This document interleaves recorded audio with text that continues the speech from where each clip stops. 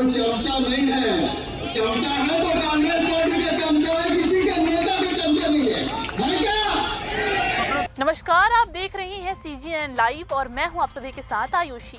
आज हम आपको ले चल रही हैं छत्तीसगढ़ की सियासत के उस मंच पर जहां मुद्दा तो था वोट चोरी का, लेकिन चोरी हो गई नेताओं की आपसी एकजुटता।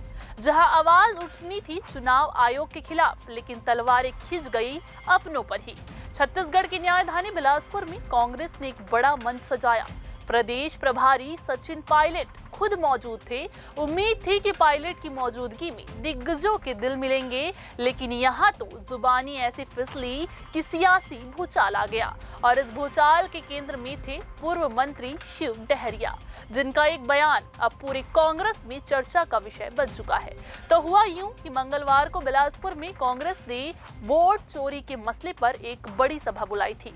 मंच पर पूर्व मुख्यमंत्री भूपेश बघेल, नेता प्रतिपक्ष डॉक्टर चरणदास महंत, प्रदेश प्रभारी सचिन पायलट समेत तमाम बड़े नेता मौजूद थे।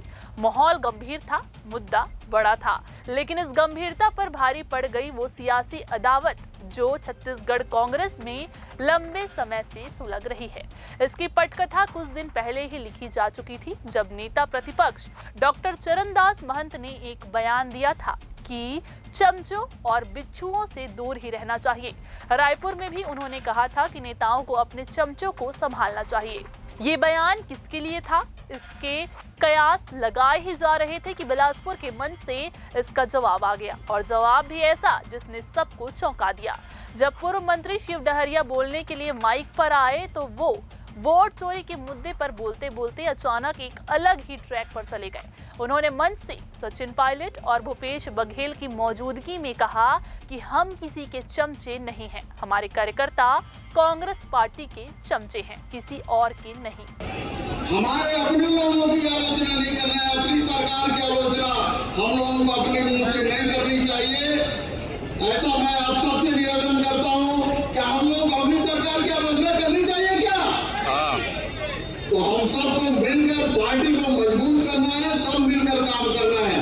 और हमारे कार्यकर्ता कोई चमचा नहीं है। चमचा है तो कांग्रेस पार्टी का चमचा है, किसी के नेता के चमचा नहीं है। अब इस एक लाइन के कई मतलब निकाले जा रहे हैं। सियासी गलियारों में कानाफूसी ये है कि ये शिव डहरिया का डॉक्टर चरणदास महंत को सीधा और सपाट जवाब था।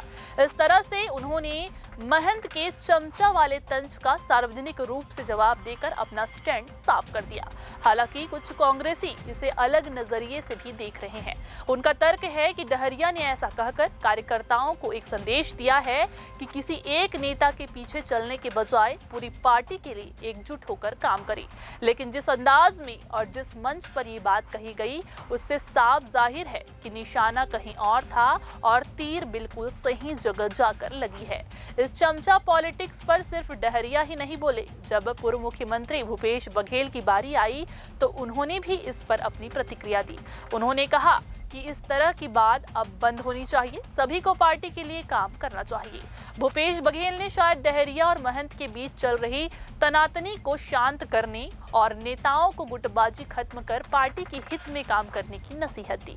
उन्होंने मंच से ये भी बताया कि कैसे लोकसभा में नेता प्रतिपक्ष राहुल गांधी वोट चोरी के मसले को जोर शोर से उठा रहे हैं और भविष्य में इस पर एक बड़ा धमाका करने वाले हैं। मंच में बैठे नेता में से हत्या कहना है कि अब मत कहो कि भाई हमारे सरकार में काम नहीं करें तो सरकार नहीं बनी। ये बोलना बंद कर रही है। वोट चोरी कहां से हमारी सरकार नहीं बनी। लेकिन सवाल ये है कि कांग्रेस उस बड़े धमाके के लिए तैयार कहां है? छत्तीसगढ़ कांग्रेस में नेताओं की आपसी खींचातान कोई नई बात नहीं है। आपको याद होगा कि हाल ही में भूपेश बघेल के जन्मदिन पर पूर्व मंत्री रविंद्र चौबे ने उनके नेतृत्व में अगला चुनाव लड़ने की बात कहकर एक विवाद को जन्म दे दिया था।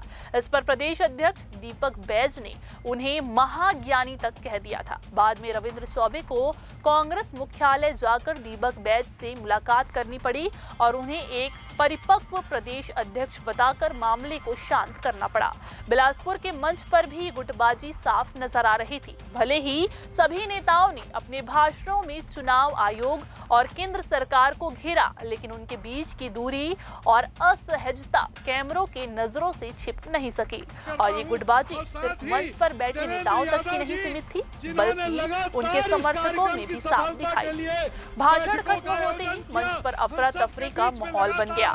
हर बड़े नेता के समर्थक अपने अपने नेता के पक्ष में नारे लगाते हुए मंच पर चढ़ गए। पूरी व्यवस्था भंग हो गई और समर्थक भी अपने नेता तक ही सीमित नजर आए। उनमें पार्टी के लिए एकजुटता का भाव कहीं भी नहीं दिखा। सचिन पायलट ये सब अपनी आंखों से देख रहे थे। वो शायद यही समझने आए थे कि छत्तीसगढ़ कांग्रेस में चल क्या रहा है और उन्हें बिलासपुर के मंच पर इसका लाइव डेमो देखने को मिल ही गया। अब सबसे बड़ा सवाल ये है कि क्या कांग्रेस वोट चोरी जैसे गंभीर और राष्ट्रीय मुद्दे को आम जनता तक प्रभावी ढंग से पहुंचा पाएगी, जब उसके अपने ही नेता एक दूसरे को जवाब देने और नीचा दिखाने का कोई मौका नहीं छोड़ रहे हैं? क्या सचिन पायलट की मौजूदगी में हुई ये सियासी भिड़ंत पार्टी आलाकमान तक कोई बड़ा और कड़ा संदेश पहुंचाएगी?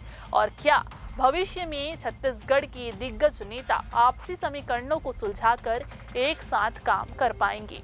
ये वो सवाल है जिनके जवाब ही छत्तीसगढ़ में कांग्रेस का भविष्य तय करेंगे। इस पूरी सियासी खींचातान पर आपकी क्या राय है? हमें कमेंट सेक्शन में जरूर बताएं और देखते रहिए CGNN लाइव। हमसे जुड़ने के लिए चैनल को सब्सक्राइब जरूर करें।